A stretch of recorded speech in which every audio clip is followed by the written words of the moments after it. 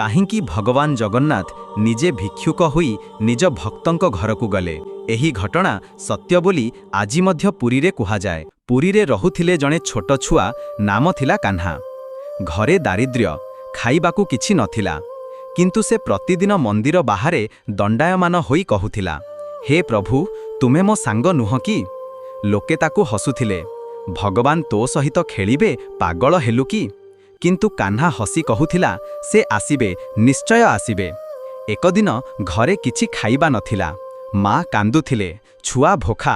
କାହ୍ନା ଆକାଶକୁ ଦେଖି କହିଲା, ହେ ଜଗନ୍ନାଥ, ଆଜି ମୋତେ ଭୋକ ଲାଗିଛି, ତୁମେ ଆସିବ ନା? ସେହି ରାତିରେ ଦ୍ୱାରରେ ଟକ୍ ଟକ୍ ଶବ୍ଦ ହେଲା। ଦ୍ୱାର ଖୋଲିଲେ ବାହାରେ ଥିଲେ ଜଣେ ଭିକ୍ଷୁକ, ହାତରେ ଭୋଗର ଥାଳି। ସେ ହସି କହିଲେ, କାହ୍ନା, ମୁଁ ଆସିଗଲି, ଆସ ଆମେ ସଙ୍ଗେ ଖାଉ। ସମସ୍ତେ ଆଶ୍ଚର୍ଯ୍ୟ, କିନ୍ତୁ ଭୋକରେ ସେମାନେ ଖାଇଲେ।